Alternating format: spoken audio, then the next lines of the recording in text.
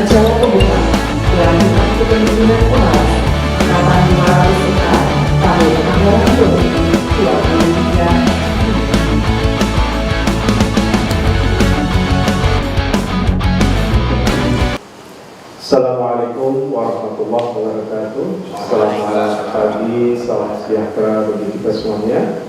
Om Swastiastu, Namo Buddhaya, salam kebajikan. Tujuan pelatihan kepemimpinan pengawas ini adalah untuk membentuk sosok kepemimpinan yang memiliki kemampuan yang mumpuni dalam menyusun perencanaan kegiatan instansi serta dapat memimpin pelaksanaan kegiatan dengan baik. Maka dipandang perlu memberikan pelatihan kepemimpinan pada jabatan yang telah atau akan menduduki jabatan struktural eselon 4 atau pengawas. Peserta pelatihan sejumlahnya jumlah peserta pelatihan kepemimpinan pengawas angkatan 2004 adalah 40 peserta, namun satu peserta mengundurkan diri.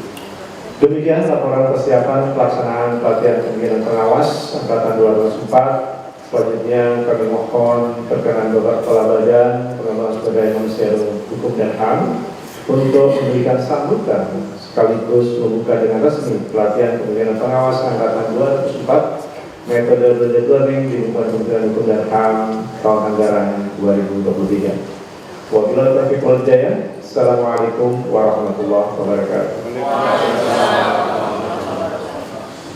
Bapak dan Ibu yang kami hormati, marilah kita dengarkan bersama sambutan Kepala Badan Pengembangan Sumber Daya Manusia, Hukum dan Hak Asasi Manusia sekaligus membuka dengan resmi pelatihan kepemimpinan pengawas angkatan 204 tahun anggaran 2023.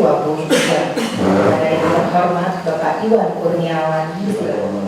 Assalamualaikum warahmatullahi wabarakatuh. Selamat pagi, salam sejahtera untuk kita semua. Om Swastiastu, Namo Buddhaya, salam kebajikan. Yang saya ingin sampaikan adalah apa yang disampaikan oleh Menteri Pendayagunaan Aparatur Negara ketika beliau hadir menyampaikan ceramah pada rapor kepegawaian kemarin. Kaitannya dengan reformasi birokrasi, karena memang beliau Menteri Pendayagunaan Aparatur Negara dan Reformasi Birokrasi. Dari tajuknya saja, ini menurut saya sudah menarik dan sangat menginspirasi. Bergerak untuk reformasi birokrasi yang berdampak.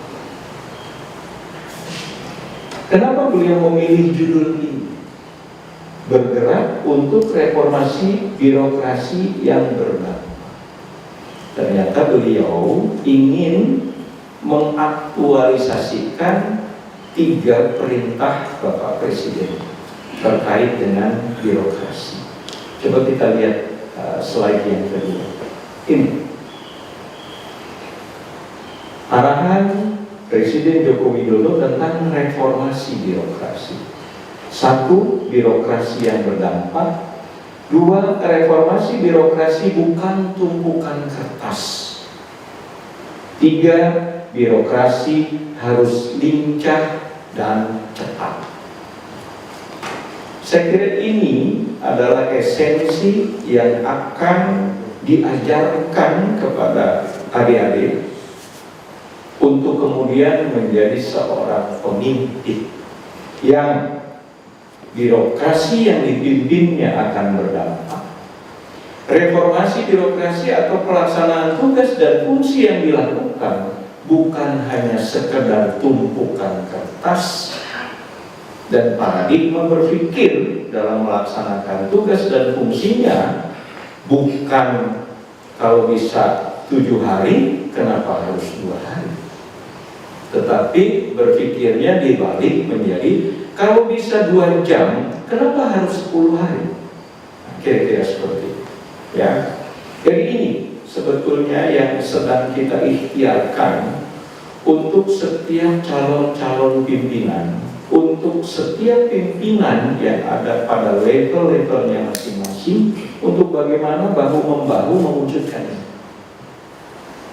Jadi di sini diajarkan bagaimana kita membawa organisasi kita membawa subsistem organisasi yang diamanahkan kepada kita untuk berdampak.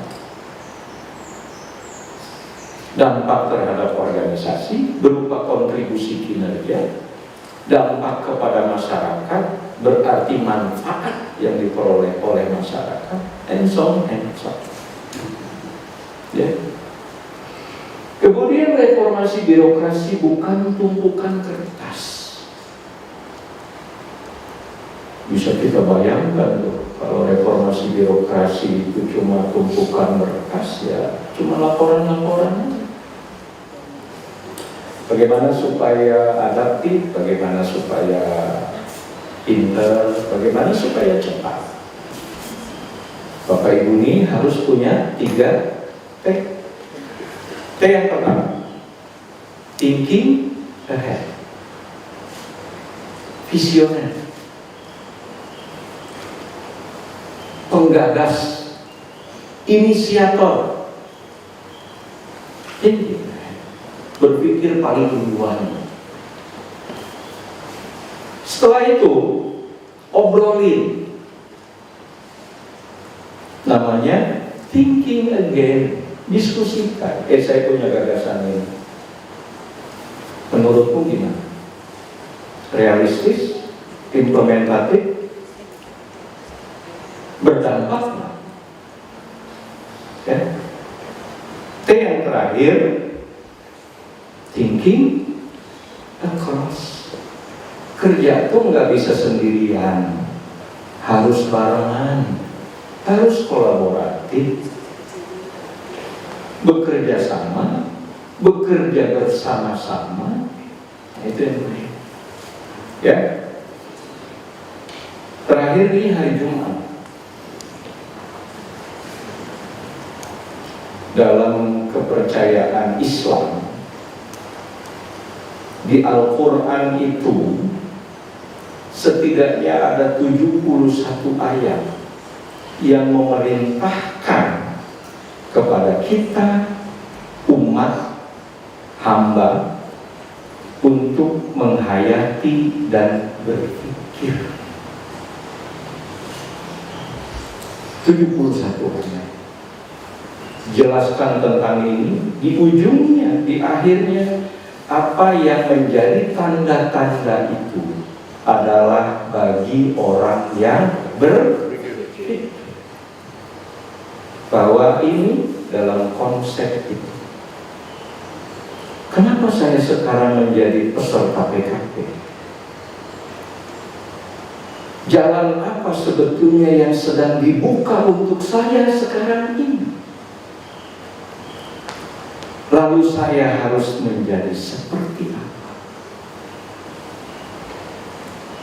Dan itu bisa menjadi kenyataan, bisa menjadi cita-cita yang terwujud ketika kita memahami, menghayati, dan berpikir tentang apa yang sekarang sedang terjadi pada diri saya. Saya kira itu dulu. Terima kasih atas perhatiannya. Mudah-mudahan ini bermanfaat. Kalau 71 ayat tadi tidak yakin, buka saja. Dari 118 Al-Baqarah sampai surah-surah yang lain. Itu ada. Ya, baca. Ini kebetulan hari Jumat. Terima kasih sekali lagi atas perhatian teman-teman semua, adik-adik saya, ya, para asesor, terima kasih sudah hadir, ya.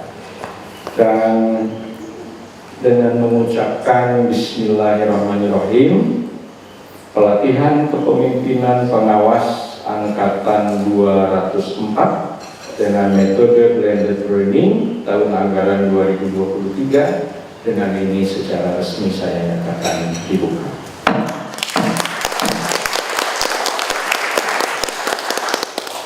Wilayah Wabillahi taufiq wal hidayah. Assalamualaikum warahmatullahi wabarakatuh. Om Santi Santi Santi. Selanjutnya